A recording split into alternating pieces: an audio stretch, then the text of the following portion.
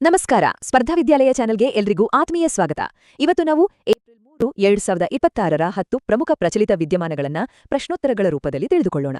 ಇದು KS, PSI, PC ಹೀಗೆ ಎಲ್ಲಾ ಸ್ಪರ್ಧಾತ್ಮಕ ಪರೀಕ್ಷೆಗಳಿಗೂ ತುಂಬಾನೇ ಉಪಯುಕ್ತ. ಹಾಗಾಗಿ ತಪ್ಪದೇ ಕೊನೆವರೆಗೂ ನೋಡಿ. ಇವತ್ತು ನಾವು ಏನೆಲ್ಲ ಕಲಿಯೋಣ ಅಂತ ನೋಡೋಣ ಬನ್ನಿ. ಮೊದಲಿಗೆ ಪರಿಸರ, ಭೂಗೋಳ ಮತ್ತೆ ಆಡಳಿತಕ್ಕೆ ಸಂಬಂಧಪಟ್ಟ ಕೆಲವು ಮುಖ್ಯ ಪ್ರಶ್ನೆಗಳನ್ನ ನೋಡೋಣ. ಆಮೇಲೆ ರಾಷ್ಟ್ರೀಯ ಮಟ್ಟದ ವಿದ್ಯಮಾನಗಳು ಮತ್ತು ಯೋಜನೆಗಳ ಬಗ್ಗೆ ಗಮನಹರಿಸೋಣ.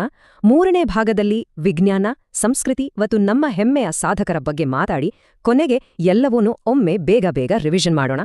ಹಾಗಾದ್ರೆ ಶುರು ಮಾಡೋಣ ಅಲ್ವಾ? ಸರಿ, ನಮ್ಮ ಮೊದಲ ಪ್ರಶ್ನೆ ಇಲ್ಲಿದೆ. ಇದೊಂದು ಹೇಳಿಕೆ ಆಧಾರಿತ ಪ್ರಶ್ನೆ.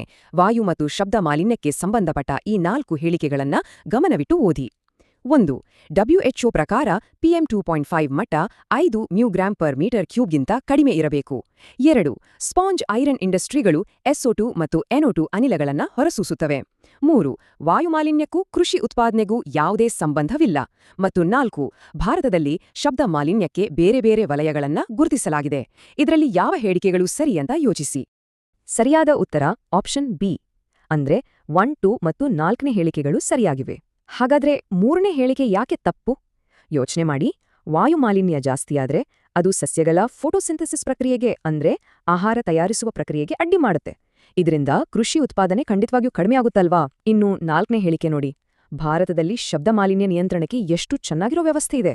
ಶಾಂತ ವಲಯ, ವಸತಿ ಪ್ರದೇಶ, ವಾಣಿಜ್ಯ ಮತ್ತು ಕೈಗಾರಿಕಾ ಪ್ರದೇಶಗಳಿಗೆ ಹಗಲು ಮತ್ತು ರಾತ್ರಿ ಹೀಗೆ ಬೇರೆ ಬೇರೆ ಡೆಸಿಬಲ್ ಲಿಮಿಟ್ಸ್ ಇದೆ. ಇದು ಪರೀಕ್ಷಾ ದೃಷ್ಟಿಯಿಂದ ತುಂಬಾನೇ ಮುಖ್ಯವಾದ ಮಾಹಿತಿ.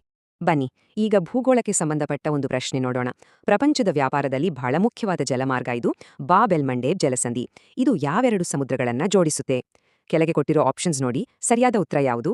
ಹೌದು, ಸರಿಯಾದ ಉತ್ತರ ಬಿ, ಕೆಂಪು ಸಮುದ್ರ ಮತ್ತು ಏಡೆನ್ ಕೊಲ್ಲಿ. ಈ ಜಲಸಂಧಿಯ ಜಾಗ ಎಷ್ಟು ಮುಖ್ಯ ನೋಡಿ. ಒಂದು ಕಡೆ ಏಷ್ಯಾದ ಯಮೆನ್, ಇನ್ನೊಂದು ಕಡೆ ಆಫ್ರಿಕಾ. ಯುರೋಪ್ ಮತ್ತು ಏಷ್ಯಾ ನಡುವಿನ ವ್ಯಾಪಾರ ಸ್ಯೂಯೆಸ್ ಕಾಲುವೆ ಮೂಲಕ ಆಗ್ಬೇಕಂದ್ರೆ ಈ ಜಲಮಾರ್ಗ ದಾಟ್ಲೇಬೇಕು. ಅದಕ್ಕೆ ನೋಡಿ, ಇತ್ತೀಚೆಗೆ ಹೂತಿ ಬಂಡುಕೋರರು ಇಲ್ಲಿ ಹಡಗುಗಳ ಮೇಲೆ ದಾಳಿ ಮಾಡ್ತಿರೋದು ದೊಡ್ಡ ಅಂತಾರಾಷ್ಟ್ರೀಯ ಸುದ್ದಿಯಾಗಿದೆ. ಈಗ ನಮ್ಮ ರಾಜ್ಯದ ಕಡೆಗೆ ಬರೋಣ. ಕರ್ನಾಟಕದ ಆಡಳಿತ ಮತ್ತು ಕೃಷಿ ನೀತಿಗೆ ಸಂಬಂಧಪಟ್ಟ ಒಂದು ಪ್ರಮುಖ ಪ್ರಶ್ನೆ ಇದು. ಮುಂಗಾರು ಹಂಗಾಮದಲ್ಲಿ ನಮ್ಮ ರೈತರು ರಸಗೊಬ್ಬರ ಖರೀದಿ ಮಾಡಕ್ ಹೋದಾಗ ಈ ಕೆಳಗಿನವುಗಳಲ್ಲಿ ಯಾವ್ದನ್ನ ಕಡ್ಡಾಯವಾಗಿ ತೋರಿಸಬೇಕು? ಆಧಾರ್ ಕಾರ್ಡಾ, ಪ್ಯಾನ್ ಕಾರ್ಡಾ, ಫ್ರೂಟ್ಸ್ ಐಡಿನಾ ಅಥವಾ ಬ್ಯಾಂಕ್ ಪಾಸ್ಬುಕಾ? ಇದಕ್ಕೆ ಸರಿಯಾದ ಉತ್ತರ ಸಿ, ಫ್ರೂಟ್ಸ್ ಐಡಿ. ಹಾಗಾದ್ರೆ ಸರ್ಕಾರ ಯಾಕೆ ಈ ನಿಯಮ ತಂದಿದೆ ಅಂದ್ರೆ ಇದರ ಮುಖ್ಯ ಉದ್ದೇಶ ರಸಗೊಬ್ಬರಗಳನ್ನ ಕಾಳಸಂತೆಯಲ್ಲಿ ಮಾರೋದನ್ನ ಮತ್ತು ಅದರ ದುರುಪಯೋಗವನ್ನ ತಡೆಯೋದು. ಈ ಡಿಜಿಟಲ್ ಟ್ರ್ಯಾಕಿಂಗ್ ವ್ಯವಸ್ಥೆಯಿಂದ ಸಬ್ಸಿಡಿ ಗೊಬ್ಬರ ನೇರವಾಗಿ ಅರ್ಹ ರೈತರಿಗೆ ಮಾತ್ರ ಸಿಗುತ್ತೆ. ಇದರ ಜೊತೆಗೆ ರಸಗೊಬ್ಬರಗಳಲ್ಲಿರೋ ಮುಖ್ಯ ಅಂಶಗಳು NPK ಅಂದ್ರೆ ಸಾರಜನಕ, ರಂಜಕ, ಪೊಟ್ಯಾಷಿಯಂ ಅಂತ ನೆನ್ಪಿಡಿ. ಹಾಗೆ ಭಾರತದಲ್ಲೇ ಗುಜರಾತ್ ಅತಿ ಹೆಚ್ಚು ರಸಗೊಬ್ಬರ ಉತ್ಪಾದನೆ ಮಾಡುತ್ತೆ. ಈಗ ರಾಷ್ಟ್ರೀಯ ವಿದ್ಯಮಾನಗಳ ವಿಭಾಗಕ್ಕೆ ಹೋಗೋಣ. ಭಾರತದ ಮೇಕ್ ಇನ್ ಇಂಡಿಯಾ ಅಡಿಯಲ್ಲಿ ತಯಾರಾದ ರಕ್ಷಣಾ ಉಪಕರಣಗಳಿಗೆ ಈಗ ಜಗತ್ತಿನಾದ್ಯಂತ ಬೇಡಿಕೆ ಹೆಚ್ಚಾಗ್ತಿದೆ. ಹಾಗಾದ್ರೆ 2026ರಲ್ಲಿ ಭಾರತದಿಂದ ಅತಿ ಹೆಚ್ಚು ರಕ್ಷಣಾ ಸಾಮಗ್ರಿಗಳನ್ನ ಆಮದು ಮಾಡಿಕೊಂಡ ದೇಶ ಯಾವುದು? ಫಿಲಿಪೀನ್ಸಾ, ಆರ್ಮೇನಿಯಾನಾ, ಮ್ಯಾನ್ಮಾರಾ ಅಥವಾ ಶ್ರೀಲಂಕನಾ? ಉತ್ತರ ಮ್ಯಾನ್ಮಾರ್. ಭಾರತದ ಒಟ್ಟು ರಕ್ಷಣಾ ರಫ್ತುಗಳಲ್ಲಿ ಸುಮಾರು 28% ಮ್ಯಾನ್ಮಾರ್ಗೆ ಹೋಗುತ್ತೆ. ಅದರ ನಂತರದ ಸ್ಥಾನದಲ್ಲಿ ಫಿಲಿಪೀನ್ಸ್ ಸುಮಾರು 19% ಮತ್ತು ಆರ್ಮೇನಿಯಾ 15% ಇದೆ. ಇದು ಜಾಗತಿಕ ರಕ್ಷಣಾ ಮಾರುಕಟ್ಟೆಯಲ್ಲಿ ಭಾರತದ ಪ್ರಭಾವ ಎಷ್ಟು ಹೆಚ್ಚಾಗ್ತಿದೆ ಅನ್ನೋದಕ್ಕೆ ಒಂದು ಒಳ್ಳೆ ಉದಾಹರಣೆ. ಮುಂದಿನ ಪ್ರಶ್ನೆ ಒಂದು ಬಹಳ ಮುಖ್ಯವಾದ ಸಾಂವಿಧಾನಿಕ ತಿದ್ದುಪಡಿಯ ಬಗ್ಗೆ. ನಾರಿ ಶಕ್ತಿ ವಂದನ್ ಅಧಿನಿಯಮ 2023 ಅಂತ ಹೆಸರು. ಇದು ಯಾವ ವಿಷಯಕ್ಕೆ ಸಂಬಂಧಪಟ್ಟಿದ್ದು? ಮಹಿಳೆಯರ ಶಿಕ್ಷಣಕ್ಕ, ರಾಜಕೀಯ ಮೀಸಲಾತಿಗ, ಆರೋಗ್ಯ ಸೇವೆಗ ಅಥವಾ ಉದ್ಯೋಗಕ್ಕ? ಉತ್ತರ ಬಿ, ಮಹಿಳೆಯರಿಗೆ 33% ರಾಜಕೀಯ ಮೀಸಲಾತಿ. ಇದು ಭಾರತದ ರಾಜಕೀಯದಲ್ಲಿ ಒಂದು ಐತಿಹಾಸಿಕ ಹೆಜ್ಜೆ. 106ನೇ ಸಂವಿಧಾನ ತಿದ್ದುಪಡಿ ಮೂಲಕ ಲೋಕಸಭಾ ಮತ್ತು ರಾಜ್ಯಗಳ ವಿಧಾನಸಭೆಗಳಲ್ಲಿ ಮಹಿಳೆಯರಿಗೆ 1/3 ಭಾಗದಷ್ಟು ಸ್ಥಾನಗಳನ್ನ ಮೀಸಲಿಡಲಾಗಿದೆ. ಆದ್ರೆ ಇಲ್ಲೊಂದು ಮುಖ್ಯವಾದ ವಿಷಯ ಇದೆ, ಗಮನಿಸಿ. ಇದು ಮುಂದಿನ ಜನಗಣತಿ ಮತ್ತು ಕ್ಷೇತ್ರಗಳ ಪುನರ್ವಿಂಗಡಣೆ ಪ್ರಕ್ರಿಯೆ ಪೂರ್ತಿಯಾದ ಮೇಲೆ ಮಾತ್ರ ಜಾರಿಗೆ ಬರುತ್ತೆ. ಈಗ ಸರ್ಕಾರದ ಮತ್ತೊಂದು ಉಪಕ್ರಮದ ಬಗ್ಗೆ ಒಂದು ಪ್ರಶ್ನೆ. ರಿಸಾ ಟೈಮ್ಲೆಸ್ ಟ್ರೈಬಲ್ ಅಂತ ಒಂದು ಬ್ರ್ಯಾಂಡ್. ಇದರ ಮುಖ್ಯ ಉದ್ದೇಶ ಏನು? ಇದು IT ಕ್ಷೇತ್ರ, ಕೃಷಿ, ಆದಿವಾಸಿ ಕರಕುಶಲತೆ ಅಥವಾ ಶಿಕ್ಷಣ ಯಾವುದಕ್ಕೆ ಸಂಬಂಧಿಸಿದ್ದು? ಸರಿಯಾದ ಉತ್ತರ ಸಿ, ಆದಿವಾಸಿ ಹಸ್ತಕಲೆ ಮತ್ತು ಕುಶಲಕರ್ಮಿಗಳಿಗೆ ಬೆಂಬಲ ನೀಡೋದು. ರೀಸಾ ಅನ್ನೋದು ಒಂದು ಪ್ರೀಮಿಯಂ ಬ್ರ್ಯಾಂಡ್.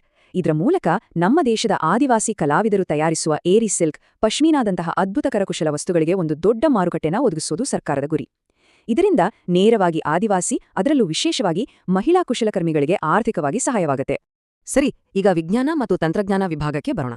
ನಮ್ಮ ಇಸ್ರೋ ಗಗನಯಾತ್ರಿಗಳ ಸಾಮರ್ಥ್ಯವನ್ನ ಪರೀಕ್ಷೆ ಮಾಡೋಕೆ ಲಡಾಖ್ನಲ್ಲಿ ಒಂದು ಅಧ್ಯಯನ ಯೋಜನೆ ಮಾಡ್ತಿದೆ. ಅದರ ಹೆಸರೇನು? ಆಪ್ಷನ್ಸ್: ಮಿಷನ್ ಗಗನಯಾನ, ಮಿಷನ್ ಶಕ್ತಿ, ಮಿಷನ್ ಮಿತ್ರ ಮತ್ತು ಮಿಷನ್ ಚಂದ್ರಯಾನ. ಸರಿಯಾದ ಉತ್ತರ ಮಿಷನ್ ಮಿತ್ರ. ಅಂದ್ರೆ ಏನಿದು ಮಿಷನ್ ಮಿತ್ರ?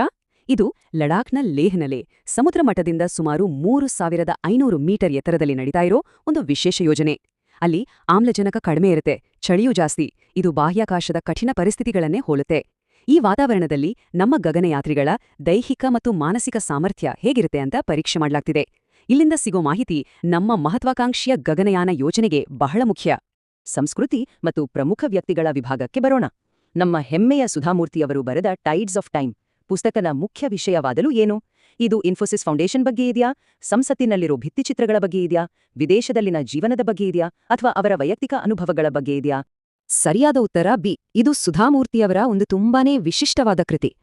ಈ ಪುಸ್ತಕದಲ್ಲಿ ಭಾರತದ ಭವ್ಯವಾದ ಹೊಸ ಸಂಸತ್ ಭವನದಲ್ಲಿರೋ 124 ಭಿತ್ತಿಚಿತ್ರಗಳ ಹಿಂದಿನ ಕಥೆಯನ್ನ ಹೇಳಲಾಗಿದೆ. ಕಲ್ಪನೆ ಮಾಡ್ಕೊಳ್ಳಿ, ಸಿಂಧೂ ಕಣಿವೆ ನಾಗರಿಕತೆಯಿಂದ ಹಿಡಿದು ನಮ್ಮ ಸ್ವಾತಂತ್ರ್ಯ ಸಂಗ್ರಾಮದವರೆಗಿನ ಸಾವಿರಾರು ವರ್ಷಗಳ ಇತಿಹಾಸವನ್ನ ಈ ಚಿತ್ರಗಳ ಮೂಲಕ ಕಟ್ಟಿಕೊಡಲಾಗಿದೆ. ಇದು ಇತಿಹಾಸವನ್ನ ಕಲೆಯ ಮೂಲಕ ನೋಡುವ ಒಂದು ಅದ್ಭುತ ಪ್ರಯತ್ನ. ಇಲ್ಲಿದೆ ಮತ್ತೊಂದು ಸ್ಫೂರ್ತಿದಾಯಕ ಪ್ರಶ್ನೆ. ಪಾಯಲ್ ನಾಗ್ ಅವರು ಇತ್ತೀಚೆಗೆ ಯಾವ ಸಾಧನೆ ಮಾಡಿ ಇತಿಹಾಸವನ್ನೇ ಸೃಷ್ಟಿಸಿದ್ದಾರೆ? ಅವರು ಯಾವ ಕ್ಷೇತ್ರಕ್ಕೆ ಸೇರಿದವರು? ಒಲಿಂಪಿಕ್ಸ್, ಪ್ಯಾರಾ ಆರ್ಚರಿ, ಕ್ರಿಕೆಟ್ ಅಥವಾ ಈಜು? ಸರಿಯಾದ ಉತ್ತರ ಬಿ.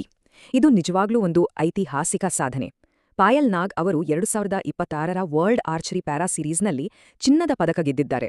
ಇದರೊಂದಿಗೆ 4 ಅಂಗಗಳಿಲ್ಲದ ವಿಶ್ವದ ಮೊದಲ ಪ್ಯಾರಾ ಆರ್ಚರ್ ಆಗಿ ಈ ಸಾಧನೆ ಮಾಡಿದ ಕೀರ್ತಿಗೆ ಪಾತ್ರರಾಗಿದ್ದಾರೆ. ಅವರ ಆತ್ಮವಿಶ್ವಾಸ ಮತ್ತು ಕಠಿಣ ಪರಿಶ್ರಮ ನಮಗೆಲ್ಲ ಒಂದು ದೊಡ್ಡ ಪ್ರೇರಣೆ ಅಲ್ವಾ? ನಮ್ಮ ಈ ಮುಖ್ಯ ಪ್ರಶ್ನೋತ್ತರ ವಿಭಾಗದ ಕೊನೆಯ ಪ್ರಶ್ನೆ. ಭಾರತದಲ್ಲಿ ರಾಷ್ಟ್ರೀಯ ಸಮುದ್ರಯಾನ ದಿನವನ್ನ ನಾವು ಯಾವತ್ತೂ ಆಚರಿಸ್ತೀವಿ? ಜನವರಿ 26ಕ್ಕ, ಆಗಸ್ಟ್ 15ಕ್ಕ, ಏಪ್ರಿಲ್ 5ಕ್ಕ ಅಥವಾ ಅಕ್ಟೋಬರ್ 2ಕ್ಕ? ಸರಿಯಾದ ಉತ್ತರ ಏಪ್ರಿಲ್ 5. ಇದರ ಹಿಂದೆ ಒಂದು ಹೆಮ್ಮೆಯ ಕಥೆ ಇದೆ ಗೊತ್ತಾ? 1919ರ ಇದೇ ದಿನ ಸಂಪೂರ್ಣವಾಗಿ ಭಾರತೀಯರ ಒಡೆತನದ ಸಿಂಧ್ಯಾ ಸ್ಟ್ರೀಮ್ ನ್ಯಾವಿಗೇಷನ್ ಕಂಪನಿಯ SS ಲಾಯಲ್ಟಿ ಅನ್ನೋ ಹಡಗು ಮುಂಬೈನಿಂದ ಲಂಡನ್ಗೆ ತನ್ನ ಮೊದಲ ಯಾನವನ್ನ ಶುರುಮಾಡಿತ್ತು. ಬ್ರಿಟಿಷರ ಹಿಡಿತದಲ್ಲಿದ್ದ ಸಮುದ್ರಯಾನ ಕ್ಷೇತ್ರದಲ್ಲಿ ಭಾರತೀಯರು ಇಟ್ಟ ಮೊದಲ ದಿಟ್ಟ ಹೆಜ್ಜೆ ಅದು. ಆ ಸ್ವಾಭಿಮಾನದ ದಿನದ ನೆನಪಿಗಾಗಿಯೇ ಪ್ರತಿ ವರ್ಷ ಏಪ್ರಿಲ್ 5ರಂದು ನಾವು ರಾಷ್ಟ್ರೀಯ ಸಮುದ್ರಯಾನ ದಿನವನ್ನ ಆಚರಿಸ್ತೇವೆ. ಸರಿ, ಈಗ ಫಟಾಫಟ್ ಅಂತ ಕೆಲವು ಇತರೆ ಪ್ರಮುಖ ಪಾಯಿಂಟ್ಸ್ ನೋಡ್ಬಿಡೋಣ. ಡಾಕ್ಟರ್ ಕೃತಿ ಕಾರಂತ್ ಪ್ರತಿಷ್ಠಿತ ಎಸ್ಮೆಂಡ್ ಬಿ ಮಾರ್ಟಿನ್ ಪ್ರಶಸ್ತಿ ಪಡೆದ ಮೊದಲ ಭಾರತೀಯ. ಅಮೆರಿಕದ ಡೂಮ್ಸ್ಡೇ ಕ್ಷಿಪಣಿ ಅಂತಾನೆ ಫೇಮಸ್ ಆಗಿರೋ ಮಿನಿಟ್ ಮ್ಯಾನ್ 3 ಯಶಸ್ವಿಯಾಗಿ ಪರೀಕ್ಷಿಸಲ್ಪಟ್ಟಿದೆ. PMBY ಯೋಜನೆಯಡಿ ಮೊದಲ ಮಗುವಿಗೆ ಹಾಗೂ 2ನೇ ಮಗು ಹೆಣ್ಣಾಗಿದ್ರೆ ಆರ್ಥಿಕ ನೆರವು ಸಿಗುತ್ತೆ. ಮಧ್ಯಪ್ರದೇಶದ ಭಿಲ್ ಮತ್ತು ಭಿಲಾಲ ಬುಡಕಟ್ಟು ಜನಾಂಗದವರು ಭಾಗೋರಿಯಾ ಹಬ್ಬವನ್ನ ಆಚರಿಸ್ತಾರೆ. ಮತ್ತು ಅಸ್ಸಾಂನಲ್ಲಿರೋ ಮಾನಸ್ ಹುಲಿ ಮೀಸಲು ಪ್ರದೇಶ ಒಂದು ಯುನೆಸ್ಕೋ ವಿಶ್ವ ಪರಂಪರೆಯ ತಾಣವಾಗಿದೆ. ನಾವು ಇವತ್ತಿನ ಚರ್ಚೆಯನ್ನ ಮುಗಿಸೋ ಮೊದಲು ನಿಮಗೊಂದು ಪ್ರಶ್ನೆ. 2026ರಲ್ಲಿ ಭಾರತದ ಮೊದಲ AI ಕ್ಲಿನಿಕ್ ಅನ್ನು ಯಾವ ನಗರದಲ್ಲಿ ಆರಂಭಿಸಲಾಯಿತು? ಇದಕ್ಕೆ ಉತ್ತರ ಗೊತ್ತಿದ್ರೆ ದಯವಿಟ್ಟು ಕೆಳಗೆ ಕಾಮೆಂಟ್ಗಳಲ್ಲಿ ಬರೀರಿ. ನಿಮ್ಮ ಉತ್ತರಕ್ಕಾಗಿ ನಾವು ಕಾಯ್ತಾ ಇರ್ತೀವಿ. ಇಂದಿನ ಈ ಮಾಹಿತಿ ನಿಮ್ಮೆಲ್ಲರಿಗೂ ಉಪಯುಕ್ತವಾಗಿದೆ ಅಂತ ಭಾವಿಸ್ತೀನಿ. ಇನ್ನಷ್ಟು ನೋಟ್ಸ್ ಮತ್ತು ಅಪ್ಡೇಟ್ಸ್ಗಳಿಗಾಗಿ ನಮ್ಮ ಟೆಲಿಗ್ರಾಮ್ ಚಾನೆಲ್ ಸೇರಿಕೊಳ್ಳಿ. ಈ ವಿಶ್ಲೇಷಣೆ ನಿಮಗೆ ಇಷ್ಟ ಆಗಿದ್ರೆ ದಯವಿಟ್ಟು ಲೈಕ್ ಮಾಡಿ, ನಿಮ್ಮ ಸ್ನೇಹಿತರ ಜೊತೆ ಶೇರ್ ಮಾಡಿ, ಹಾಗೆ ನಮ್ಮ ಸ್ಪರ್ಧಾ ವಿದ್ಯಾಲಯ ಚಾನೆಲ್ಗೆ ಸಬ್ಸ್ಕ್ರೈಬ್ ಆಗೋದನ್ನ ಮರಿಬೇಡಿ. ಮುಂದಿನ ಸಂಚಿಕೆಯಲ್ಲಿ ಮತ್ತೊಂದು ಆಸಕ್ತಿದಾಯಕ ವಿಷಯದೊಂದಿಗೆ ಭೇಟಿಯಾಗೋಣ. ಧನ್ಯವಾದಗಳು.